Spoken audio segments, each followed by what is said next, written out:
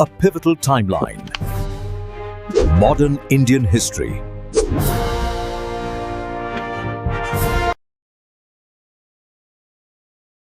Hello everyone. इससे पहले हम अपनी एंशियंट इंडिया और मेडिवल इंडिया की पूरी टाइमलाइन देख चुके हैं कि पहले कैसी चीज हुई, कैसे, कब, किसके बाद। इससे हमें कंफ्यूजन नहीं रहती कौन सी चीज पहले हुई, उसके बाद कौन सा किंग आया, फिर किस वजह से क्या चीज हुई।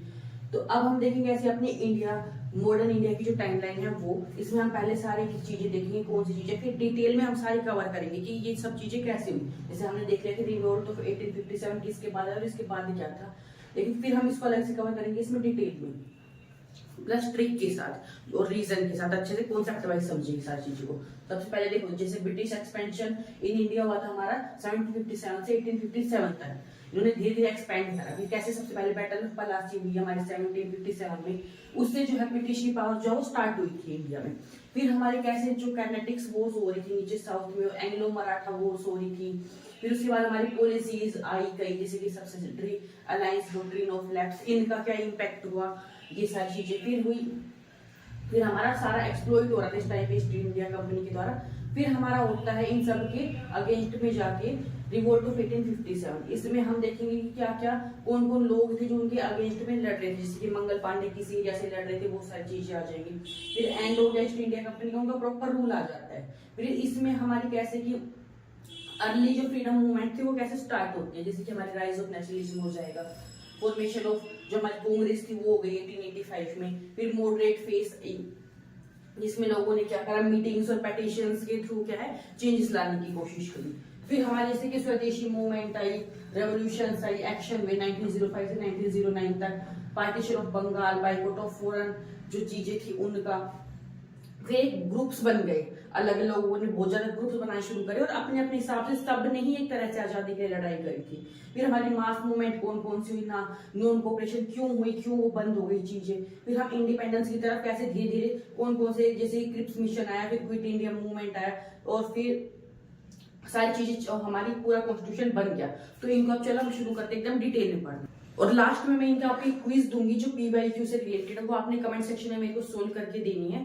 सबसे पहले हमारे आते हैं ब्रिटिश एक्सपेंशन इन इंडिया 1757 से 1857 तक। इसमें स्टार्ट होता है हमारा बिगिनिंग ऑफ ब्रिटिश रूल। सबसे पहले हमारी बैटल ऑफ पलासी हुई 1757 में। ये किसके बीच में लड़ाई हुई थी, सिराजुद्दौला और रॉबर्ट क्लाइव के बीच में। ये, और इसकी जगह कौन सी, पलासी, बंगाल में। और ब्रिटिश वोन हो गए थे ये, क्योंकि वजह से उसने किसने चीटिंग कर रही थी, मीर जाफर ने। और यहाँ पे बेटर प्लानिंग और डिप्लोमेसी एक तरह से नहीं हुई थी। फिर हमारी इंपॉर्टेंस क्या है इसकी, कि इसकी वजह से जो ब्रिटिश की पावर है ना वो स्टार्ट हो गई थी, यहाँ पे बहुत पावरफुल हो गई थी ब्रिटिश ईस्ट का। फिर यहाँ पे आती है हमारी नेक्स्ट बैटल ऑफ बक्सर। ये थी 1764 में। ये फोर्ट करी बिटवीन थी ब्रिटिश ईस्ट इंडिया कंपनी और कंबाइंड फोर्स किसकी, मीर कासिम, सुजाउद्दौला जो नवाब थे अवध के, और शाह आलम सेकंड थे। फिर इसकी इंपॉर्टेंस क्या रहती है, ब्रिटिश को रियल कंट्रोल मिल गया था एक तरह से बंगाल के ऊपर। फिर 1765 में कंपनी ने जो है दीवानी राइट्स मिल गए थे उनको बंगाल, बिहार, उड़ीसा पे। फिर मेजर जो ब्रिटिश एक्सपेंशन पॉलिसीज थी वो आई, जैसे कि सब्सिडरी अलायंस लॉर्ड वेलेस्ली ने लेके आए थे। और इसमें क्या रूल्स बनाए थे इन्होंने इंडिया में, कि ब्रिटिश की जो हमने ट्रूप्स है ना वो ब्रिटिश की अपने स्टेट में रखनी पड़ेगी, मतलब उनकी आर्मी हम अपने स्टेट में रखेंगे, और प्लस उनको हमें मेंटेनेंस भी देनी पड़ेगी। और कोई भी जो है अलायंस किसी और से फ्रेंडशिप करने, किसी और स्टेट से, तो ब्रिटिशर्स की परमिशन के बिना हम नहीं ले सकते। तो इसका क्या इफेक्ट हो गया, इंडियन स्टेट जो थे उनकी इंडिपेंडेंस एक तरह से खत्म हो गई। और ये जो इन्होंने एक्सेप्ट कराने वाला कौन सा पहला स्टेट था, हैदराबाद था। फिर हमारी आई डॉक्ट्रिन ऑफ लिप्स। ये कौन लेके आए, लॉर्ड डलहौजी। ये इंडियन रूलर में क्या बताया था कि अगर कोई डेथ हो जाता है ना किंग और इसका बेबी नहीं है, तो वो किसके पास, वो ऑटोमेटिक जगह चली जाएगी ब्रिटिशर्स के पास। और अगर आप कोई अपना बेटा सन एडॉप्ट भी करते हो तो भी वो प्रॉपर्टी उसको नहीं मिलेगी। फिर इस रूल की वजह से कौन कौन से स्टेट ले लिए गए थे, सतारा, झांसी, नागपुर, संबलपुर। फिर एनेक्सेशन और मिस गवर्नेंस, मतलब कि ये बोला गया कि आप अच्छे से अपनी गवर्नमेंट नहीं चला पा रहे हो इसलिए हम आपका स्टेट ले रहे हैं। जैसे कि अवध ले लिया गया 1856 में। ये क्या रीजन दे दिया कि आप अच्छे से चला नहीं पा रहे हो। फिर इंपॉर्टेंट वॉर्स आती है एक्सपेंशन के लिए, जैसे कि कार्नेटिक वॉर आई 1746 से 1763 तक, ये ब्रिटिश और फ्रेंच के बीच में लड़ी गई। साउथ इंडिया में। इसका रिजल्ट क्या हुआ, ब्रिटिश क्या है एक तरह से जीत के यहाँ पे उभरा। फिर फ्रेंच पॉलिटिकल इन्फ्लुएंस जो यहाँ पे डिक्रीज हो गया, पहले यहाँ पे फ्रेंच बहुत ज़्यादा थी पावर। फिर हमारी मैसूर वॉर्स आती है, ये किसके अगेंस्ट में थी, हैदर अली और टीपू सुल्तान के। टीपू सुल्तान की डेथ हो गई 1799 में, और ये 4th एंग्लो मैसूर वॉर थी। फिर ब्रिटिश पूरा कंट्रोल कर लेते साउथ इंडिया पे। फिर हमारी नेक्स्ट आती है एंग्लो मराठा वॉर्स, ये लड़ी गई ब्रिटिश और मराठास के बीच में। इसमें क्या हो गया, मराठा की पावर डिक्लाइन हो जाती है और ब्रिटिशर यहाँ पे फिर से सुप्रीम पावर बन जाते हैं। फिर नेक्स्ट हमारी ऊपर की साइड आती है पंजाब साइड में एंग्लो सिख मराठास वॉर्स। यहाँ पे भी पंजाब रिजल्ट क्या होता है, ब्रिटिशर इसको पंजाब को भी ले लेते हैं 1849 में, और एंड हो जाता है सिख किंगडम का। फिर हमारी इकोनॉमिक एक्सप्लॉयटेशन हम देखें क्या क्या पॉइंट है, जैसे कि किस वजह से हुई इकोनॉमिक एक्सप्लॉयटेशन, कि एक तो हैवी लैंड रिवेन्यू पॉलिसीज ला दी, जैसे कि परमानेंट सेटलमेंट हो गया, कंस्ट्रक्शंस हो गया था इंडियन हैंडीक्राफ्ट का, ड्रेन ऑफ वेल्थ हो रहा था सारा ब्रिटेन में, और इंडिया टर्न हो गया था 2 टाइप में, जैसे कि सोर्स सिर्फ रॉ मटेरियल लेते थे और मार्केट यहाँ पे अपना ला के सामान बेचते थे। तो बस इनको मार्केट मिल रही थी और इनको एक तरह से सोर्स मिल रहा था रॉ मटेरियल ले जाने का। फिर हमारा आता है रिवोल्ट ऑफ 1857, ये हम इसको एक कह सकते हैं फर्स्ट वॉर ऑफ इंडिपेंडेंस थी। इसमें हम नेचर देखते हैं रिवोल्ट का क्या था, कि ये first major anti British uprising थी। देखो हर जगह लड़ाई तो पहले भी छोटे छोटे एरिया में होती, लेकिन एक तरह से मिल के कई लोगों ने यहाँ पे पूरे एज ए इंडिया फाइट करी थी। इसको हम सिपो म्यूटिनी भी बोल सकते हैं ब्रिटिशर्स के व्यू से, और रिवोल्ट ऑफ 1857 भी बोल देते हैं, या फिर फर्स्ट वॉर ऑफ इंडिपेंडेंस भी बोल देते हैं अगर हम नेशनलिस्ट के व्यू की तरफ से देखें तो। फिर कोज क्या था रिवोल्ट का, जैसे पॉलिटिकल कोज क्या है, डॉक्ट्रिन ऑफ लैप्स है, एनेक्सेशन ऑफ अवध है, ह्यूमिलेशन ऑफ इंडियन रूलर्स है। इकोनॉमिक कोज क्या क्या आ जाते हैं, जैसे कि बहुत ज़्यादा हाई टैक्स लगा दी थी, exploitation of peasants and artisans. फिर डिस्ट्रक्ट कर दिया था पूरा हमारे लोकल इंडस्ट्रीज थी। फिर मिलिट्री कोज कौन से आते हैं, जैसे कि discrimination against Indian soldiers, low salary दे रहे थे और पुअर प्रमोशन कर रहे थे। फिर हमारे रिलीजियस और सोशल कोज कौन से आते हैं, जैसे कि फियर ऑफ फोर्स कन्वर्सन, कि हमें ज़बरदस्ती अपने जो धर्म है उसमें कन्वर्ट कर लेंगे, सोशल रिफॉर्म्स जैसे करवा रहे थे वो लोग। फिर इमीडिएट कोज कौन से थे, एनफाइल्ड जो हमारी राइफल थी ना उसमें चीज़ें जो चेंज आ गई थी। फिर ग्रीस किससे कर दी गई थी, वो जो राइफल्स थी काउ और पिग फैट से, सोल्जर ने जा कर दिया था, उसको बाइट करने के लिए मना कर दिया था। फिर इससे क्या हो गया था, हर्ट हो गए थे हिंदू और मुस्लिम के सेंटीमेंट्स। फिर बिगिनिंग क्या हुई थी रिवोल्ट की, स्टार्ट हुई थी मेरठ में ऑन 10 मई 1857 में। सोल्जर मार्च करके जाते हैं दिल्ली में और डिक्लेयर कर देते हैं बहादुर शाह जफर को अपना एम्परर। फिर हम इसके इंपॉर्टेंट लीडर देख लेते हैं। मंगल पांडे थे बैरकपुर से, बादशाह बहादुर शाह जफर थे दिल्ली से, रानी लक्ष्मीबाई थी झांसी से, नाना साहब कानपुर से, तात्या टोपे सेंट्रल इंडिया से। फिर बेगम हजरत महल लखनऊ से, कुंवर सिंह बिहार से।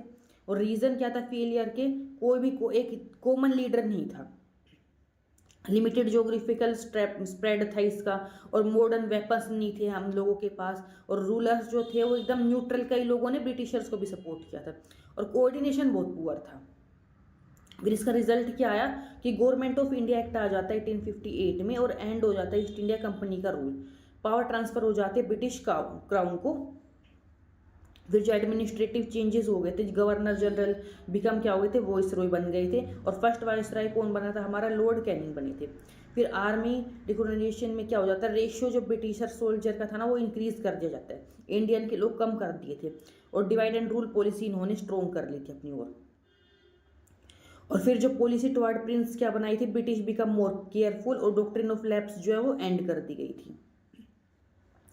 फिर हमारी अर्ली नेशनलिज्म और मॉडरेट फेस हम देखते हैं इसमें 1858 से 1905 में। इसमें राइज ऑफ नेशनलिज्म व रीजन क्या थे, spread of western education, press and newspapers, railway and telegraph, economic exploitation awareness. फिर जो हमारी ये एल्बर्ट बिल कंट्रोवर्सी थी, रेशियल डिस्क्रिमिनेशन। फिर हमारी फॉर्मेशन होती है इंडियन नेशनल कांग्रेस की 1885 में, ये फाउंड हुई थी 1885 में। इसके फाउंडर कौन थे, ए.ओ. ह्यूम। फर्स्ट सेशन इसका हुआ था बॉम्बे में, और फर्स्ट इसके प्रेसिडेंट कौन बने थे, W.C. बनर्जी।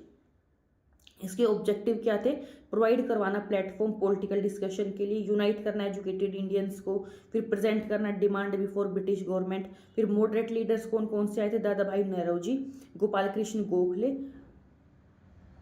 ये सारे हमारे आ गए थे। फिर हमारे मेथड क्या थे मॉडरेट के, पेटिशंस करना, प्रेयर लगाना या फिर मेमोरेंडम्स ले जाना, स्पीच देना, मतलब सॉफ्ट तरीके से, एक तरह से यूँ कह रहे हैं कि हम पे हमारा प्लीज़ ये काम कर दो।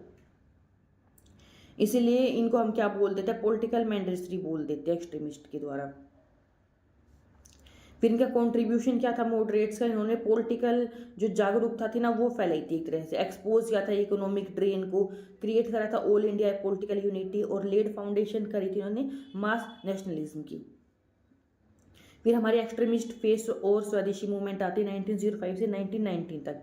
इसमें जो हमारा पार्टीशन ऑफ बंगाल था वो हुआ था 1905 में। ये अनाउंस किसने किया था, लॉर्ड कर्जन ने।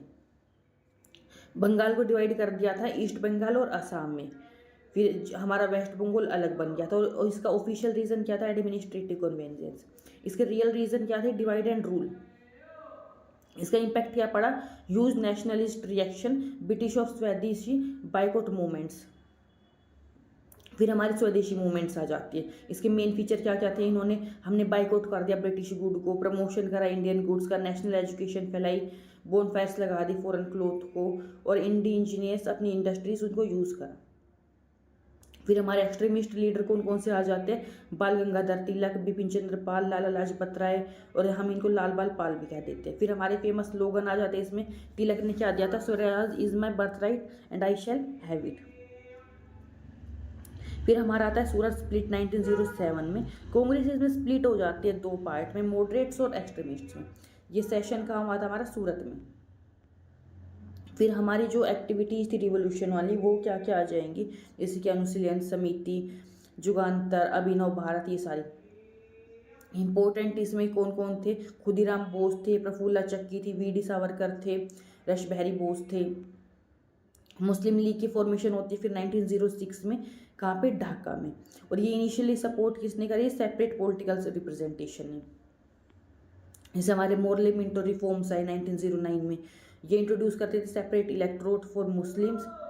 इंपॉर्टेंट स्टेप्स क्या आते हैं, कम्युनिकल पॉलिटिक्स से। फिर हमारे आ जाते हैं गांधी का जो अराइवल हुआ इंडिया में, वो सारी चीज़ें। तो ये हम अपनी सारा का सारा अब जो है नेक्स्ट वीडियो में कवर करेंगे। तो मिलते हैं अपनी नेक्स्ट वीडियो में। Thank you, bye. और